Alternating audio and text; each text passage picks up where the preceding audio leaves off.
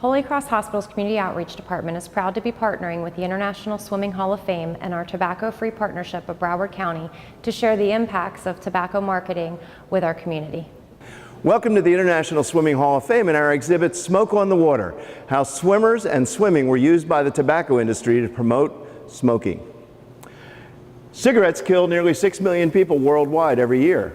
But the story of how the tobacco industry manipulated the public to believe that swimming was healthy is one of the great untold stories of marketing history.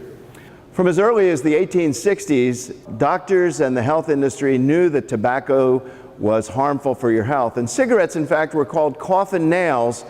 They're shaped like nails, and if you smoked them, they put them in the coffin.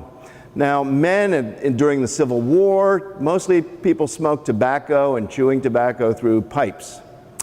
And cigarettes didn't really come into popular use until around the turn of the 20th century. So the cigarette industry did their best to help our boys fight during the First World War and in other wars by donating or selling cigarettes cheap to the Department of Defense, so that guys would be in trenches being able to smoke. And they came back after the First World War, thousands and thousands of our soldiers addicted to nicotine. Now at the time, women didn't smoke. They knew how disgusting it was, and smoking was a men's activity unless you were a fallen woman. And there was a big campaign, an anti-cigarette league that was as big as prohibition to prevent women from smoking and everybody to smoke. And girls even had to sign pledges that they wouldn't associate with any boy or any man that smoked a cigarette. And this was very popular, and it almost had as much strength as prohibition. But at that time, the tobacco industry made an interesting connection with athletics. And swimming, through studies, was identified as the most healthful form of exercise there was. And swimmers, at the time, men smoked, so the first ones to join in were male swimmers, and tobacco cards of all athletes, but particularly swimmers, were very effective in convincing guys and the public that swimming was healthy, and if swimmers smoked, that would be good for you. Now, this is one of our great Olympic champions, Harry Hebner, of the 1912 Olympic Games, and he said, "Take it from me," he told a reporter, "the greatest swimmers in the world are all fiends. A swimmer without a cigarette would be like Ty Cobb, the great baseball player, batting 100 instead of 400, which is what he did.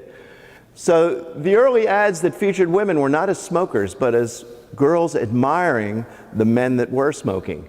And because swimming and bathing were one of the great popular attractions of the era, men and women really didn't swim together. In fact, women didn't swim. They had to be covered up to be modest. And the idea was that showing a woman's body and her shape and form would infect men with the madness of lust, and we'd have a repeat of the fall of the Roman Empire. And women were the moral gatekeepers of the era. So women didn't smoke, men did. It was a disgusting men's habit, but in advertising now, women were starting to admire the smell. Now, one of the great early campaigns was by the American tobacco industry, "Blow some my way." So again, we continue with the idea of men smoking and women admiring. So "Blow some smoke my way" became a trend. And you can see that swimming and bathing were one of the great fascinations of the American public. Men and women bathing together in skimpy bathing suits was something really revolutionary for the time. Here in a swimmer, it's a stroke. In a cigarette, it's the taste. So you have the girls swimming, but there's really no one smoking in the ads at this point. Then in around the early 1920s, a fellow by the name of Edward Bernays, who had helped promote the United States entering World War I for Woodrow Wilson, and one of the great marketing geniuses, wrote a book about propaganda. And that was how to manipulate the public. It's interesting that propaganda, his book, was studied by Joseph Goebbels and the Nazis, and that was very influential in getting the Nazis to rise to power in Germany. Now, the genius of Edward Bernays was he came up with probably one of the greatest marketing campaigns in the history of marketing. It was the Torches of Freedom campaign. And from the early days, from the 1860s to the early 1900s, women didn't swim, generally.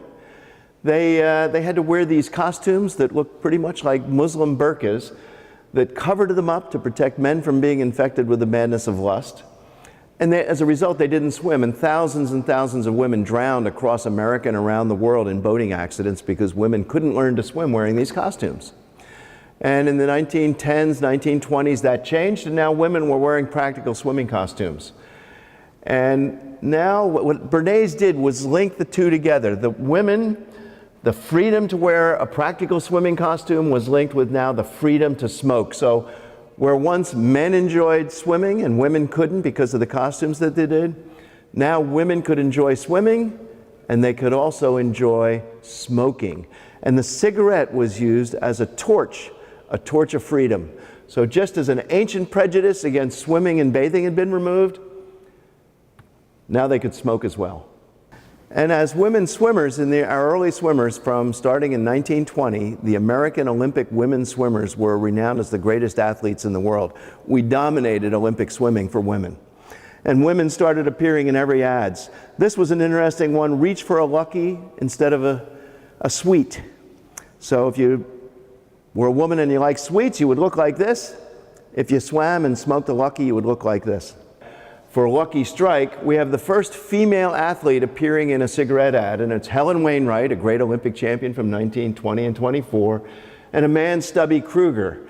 And reach for a Lucky instead of a sweet became the mantra after the ancient prejudice had once been removed. So now it becomes respectable. And women swimmers were the healthiest athletes. They were the star athletes of the Olympic Games, and many of the great ones were induced by the tobacco company to smoke cigarettes.